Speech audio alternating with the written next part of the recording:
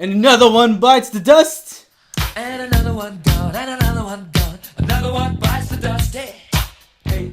What's going on, moviegoers all over the world? My name is Ryan D, aka the Ryan 680. And I am Justin at Dose of Stir. And this is Freddie Mercury. Nope, it's a wannabe, guys. All right. He's looking at me he's all mad at me right now. No? Oh, okay. At least I tried, moviegoers. As always, I'm your host, Ryan D, aka the Ryan 680, and this is Alamo City Movie Talk. Welcome, everyone. Yeah. So this is our review of Bohemian Rhapsody. Yep, and another one. Oh, no. Wrong lyrics. Stop it. Okay, alright. Alrighty, guys. This is our review of Bohemian Rhapsody. Let's get the show on the road. Alright, man. Justin, get us started, man. Since these iconic songs, everything that just... Iconic band. Yeah, we all sing them nowadays. And new generation, new kids, everyone, we all know these rhythms. We all know these songs. We all know these. And when they come out in movies, we see them all the time in movies. This is a biopic, of course. And, I guess I'm starting it already, right? The music scenes were phenomenal. Oh my gosh. I loved every single part of the music scenes, guys. And it was very touching, very sentimental, and it was very technical. I felt like Bryan Singer. This is directed by Bryan Singer. I felt like Bryan Singer literally told him, "You need to be singing in every song, even though of course they were all lip singing, but it felt so real. It felt so rich, and I will give credit to the costume designer, whoever did the costumes here, whoever did all that, phenomenal, man. It was spot on. I felt, it was very spot on, especially for the person he was, Freddie Mercury. It was just, I'm gonna say that. Justin, what do you got to say, man? This movie was very, very good. One thing I do love was that, of course, some of the original members were there, making sure that. Behind the scenes, yes, that you're doing this right, and everything. Man, all of these guys played their characters pretty spot on, man. It was pretty awesome. This movie it portrayed not only Queen, but everything that was going on, like the drama and everything. Yes. The way that Freddie acted outside of the stage and everything. Towards everybody. Yeah, towards everybody. Yeah, towards every individual. He was literally... he was a queen. Yeah. He was a queen. Yeah. The opening music of this, which was phenomenal, which I really thought was really good and really personalized, was the beginning. Of course, we get the Fox intro as usual, but it was very different because it was played with rock and roll style, which I really do love. I love it when movies do this because it shows us hey, you're watching a different Fox movie. This is still a Fox movie, 21st Century Fox, but it's giving you a different taste, a different, saying hey, we're thinking outside the box when it comes to the studios. And I love that. I love that they do that with Universal Studios with Pitch Perfect. I loved it. And so I'm going to give credit to the opening. The comic relief in here, the comedy was I thought was very good. I felt like it was a little misses there, but I felt like it had to keep the crowd entertaining because, just with the story like this, what he went through in what was it, 25, 30 years? It was about 20 to 25 years. Okay, so 25 years within that time frame. It's kind of hard to not put comic relief in there. Yeah. So it's, and not to keep that balance too, because you can't just be hey, we're talking about, and then dialogue, and there's too much dialogue because people be oh, it's too dull. So that's where you have the comic, but go on. So please, everybody, understand that this movie does run about 2 hours 30 minutes. Around, no. It's maybe? 2 hours and 15 minutes. 15 minutes. Yeah, so it's 135 minutes, guys. So do understand that, like I said, there's 20 plus years of his life, of this part of his life, that there was only so much they can fit into this movie. So please understand that. There was a couple of stuff that they left out, of course, obviously, because you can't fit everything in. Yeah. And there was also stuff that was put in that wasn't true. Okay. For example, shed some light on that, please. Spoilers review, by the way, guys. Yes. Spoilers, please. Yes. Ray Foster, the guy who was the head, who was played by Michael Myers, the head of EMI record label. He's not real. Oh, He really? was not real. No. Oh, okay. Dang. Yeah, them splitting up and them leaving from EMI Records was a real thing. Okay. But I can see why they added onto there because they wanted to have something to where like gear it to why they left. Like because if they were to show the real reason why they left, you'd be like, oh, that was kind of boring. Well, do you know or? No, yeah. Okay. Exactly. Yeah. Okay. They didn't think that they were gonna. They thought they were dying. They thought seriously. They thought that why are we gonna waste more time with you? But no. Oh, okay. They didn't see the vision that they actually had. So, yeah. I mean, but it didn't happen the way it did in the movie. In the movie, okay. So that's just. That was one of the things. That's to shed some light to you moviegoers out there when it comes to biopics like this, because when it comes to stuff like this, there's always. I don't want to say it's sugar coated, but there is, in a sense. Yes. Yeah, there's going to be some stuff that they take out, of course. Yeah. Because either it's too graphic, or it's an unnecessary part of the movie. Yeah. And they're also going to add stuff to fill in to make it a little bit more spicy. Yeah, I could not agree with you more. So this is directed by Bryan Singer. Now we know Bryan Singer. He comes from the X-Men. I mean, he comes from that's what he's pretty much like the go-to guy when it comes to the X-Men movies over there at 21st Century Fox. And just to shed some light, guys, Bryan Singer. He's actually he's being pretty used up over there at 21st Century Fox. He's their go-to guy when it comes to movies and everything they got. That's one of their go-to people. And so, in regards to this, let's shed some light on the cast real quick, because man, the cast, I really did love the lead role, Rami Malek. If I'm pronouncing that wrong, please let me know. Man, he was phenomenal, man. Okay, so I was just so split on this movie, and it's but he really did a phenomenal job. Oh my gosh, like he was really great. Like I had no problem with him as an actor. Like when it comes to this role, he was this role. Like it was just no one could have done it better. Yeah, I felt, and it's one of those situations where you feel like Robert Downey Jr. Like no one could have done better than let's play Iron Man. So it's just same thing with this. I just felt like this actor went beyond and understood the character and became the character fully. Yeah, he was a great pick. I mean, not only seriously, like nationality wise and just his overall look. Like seriously, he was a good pick. Yeah. I'm going to say this, though. I am also going to love the way this movie was filmed. It kept going. Scratch that. It kept going to the cats. That's the only thing I loved filming. Like it was just like, dude, the cats kept coming in. I was like, he was a big cat person. Dude, wow. He was all like, I want a cat for this room. He's like, oh, and then my first cat gets the biggest room. He did. It was just him by himself mostly in his house. And his cats. In a certain part of his life, and his cats took up a room each. Yeah, hey, that's good. And then I also loved it because they kept dogging on the bass, man, on the bass guitar. Like, dude, that was hilarious. They kept dogging on him throughout the. Yeah, I was like, oh, you get the bass, man. It was just like, dude, man, that was hilarious. Yeah, I mean, that's kind of I guess some sort of a sad thing, but they did dog on him a lot. Just in real life. Oh, okay. They kind of did, but he was still a main part of the band. Okay. Yeah. I mean, the bass player is always the one who gets treated the worst out of all of them. No. Yeah. But one of the things I love that they kept in this movie was the relationship that he had with his quote unquote love of his life. Yeah.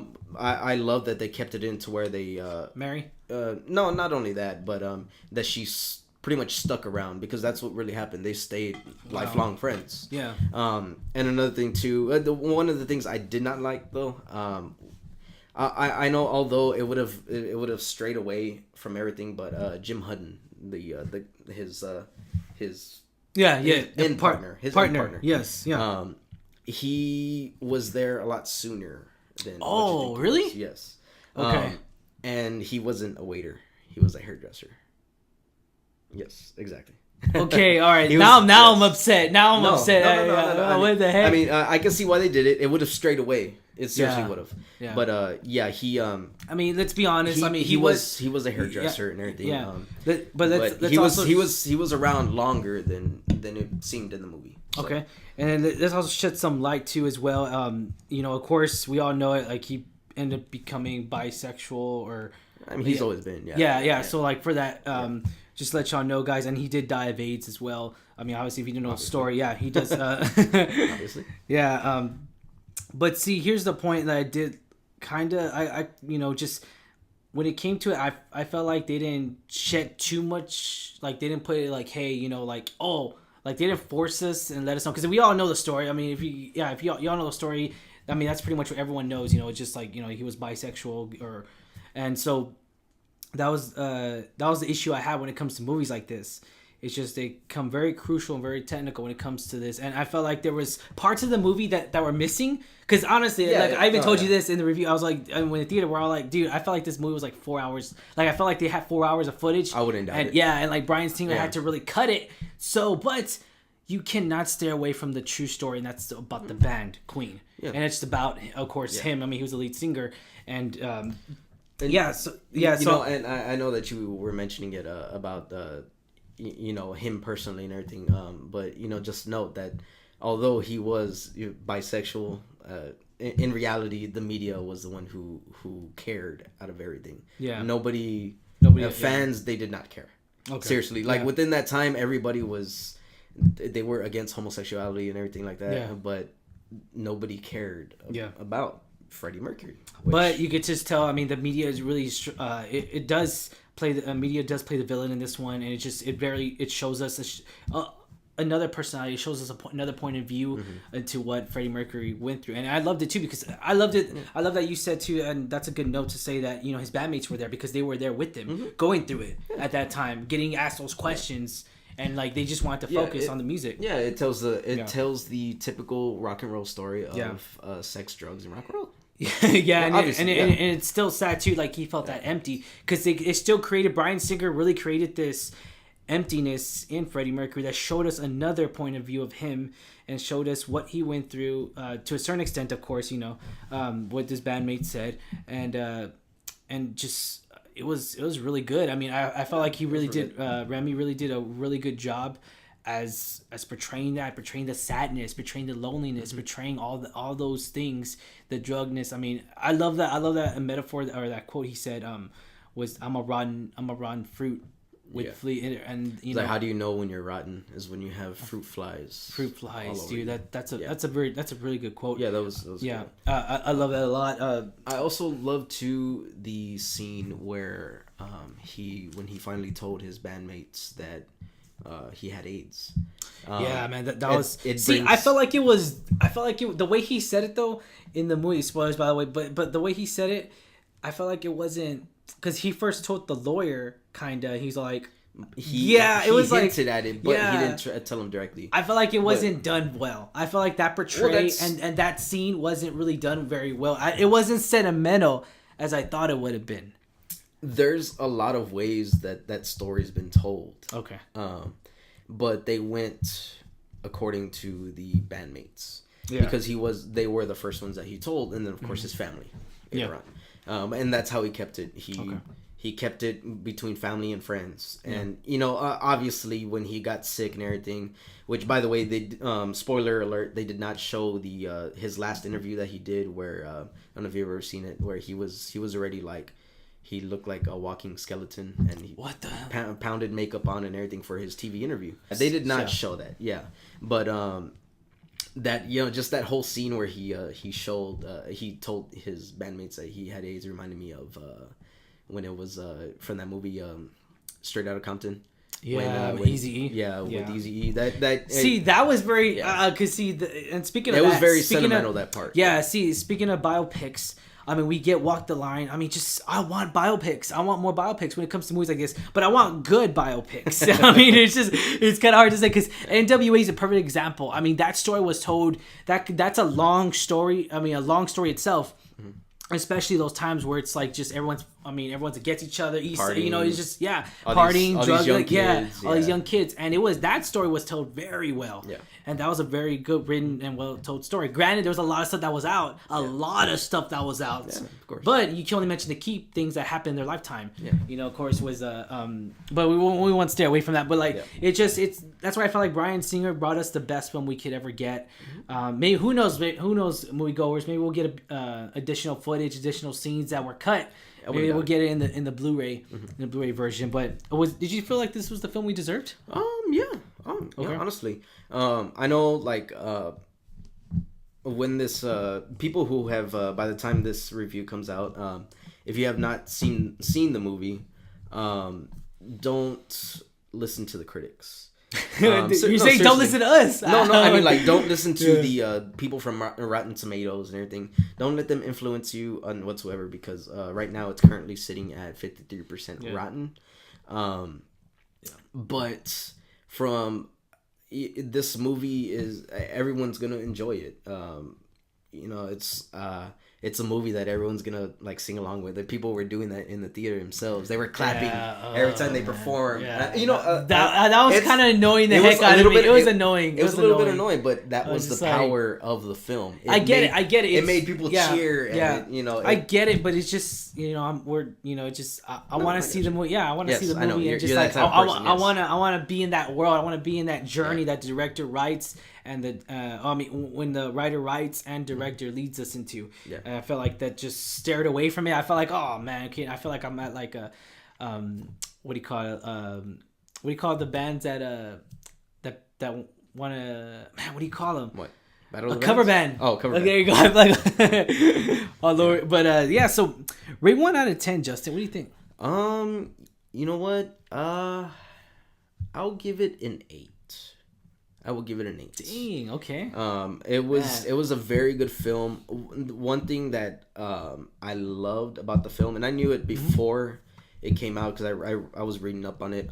That the last concert, the aid concert for Africa, there was maybe about 500 to 1,000 people who were actually in the area. Everything else, of course, was green screened and everything. Oh, okay.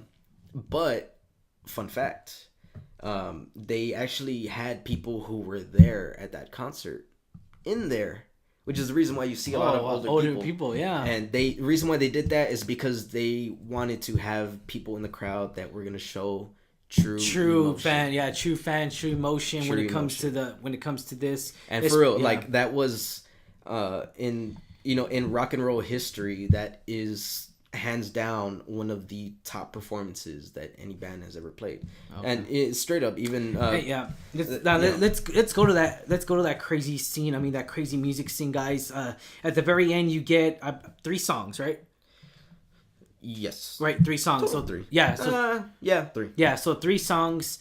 And man, that scene is very powerful. It's very sentimental. I mean, just every I kid you not. Some people were even putting their hands up. I was just like, these songs, guys. We know them. We Are the Champions. I mean, just songs like this, and they're just they're phenomenal. They're amazing. Aren't we playing them today? Like, it's just a lot of these songs we play them today, and we're always going to continue playing them throughout our times, throughout our generations, like it's just going to keep going on and on. It's the reason why they're in the Rock and Roll Hall of Fame. Yeah.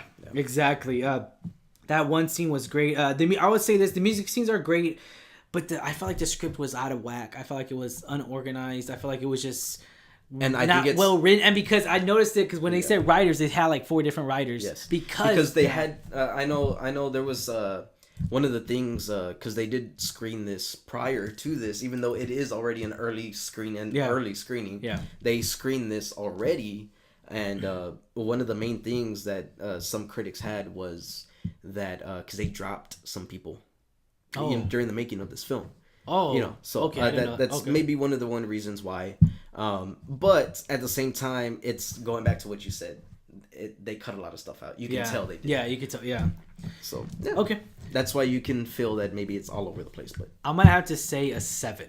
7? Okay. Yeah, I'm gonna have to say 7. Fair. Was this the fun that we deserve? I'm on the fence on it because I'm just like, I want biopics, but I don't know if this is gonna make my top 5 biopics of all time. So it's very hard. It's very I'm very indecisive right now. Okay. So yeah, but yeah. So I was gonna ask you, would you buy the movie? But I keep forgetting you don't buy movies. Hey, would you buy this one though? Like if this was your last $20, if movies cost $20, what would you... I would not spend my last $20. But, it was honestly, it was a real great film, and I would. You would recommend this then, obviously. Oh, yeah, I would. Yeah. Oh, go check it out, moviegoers. It's a very powerful film. Yeah. I would recommend it. Yeah. All generations, guys. I mean, I say go check it out. I'm gonna have to say, if there's a steelbook of him just with his glasses on like this with the mic. And it'll just be like, with the mic, I'll be like, yeah, I'm gonna get it. Steelbook that. Maybe I might buy it. What? Well, you're gonna make Justin buy a movie? Well, the reason why I'm saying that is because I feel like there's gonna be a lot of deleted scenes, a lot of extras. Well, we'll see. You can always check it out too before it actually gets released. Or at least they. I mean, I'll probably get a digital copy, maybe, but yeah. Oh, there you or go. Rent it. Oh, Redbox. No, Xbox. Oh, there you go. All right, guys. All right, man. As always, I'm your host, Ryan D. aka Ryan680. And I'm Justin at Dose of Stir. And this is Alamo City Movie Talk. Okay, maybe. Oh, his arm fell off. Oh no. I hope you leave that in.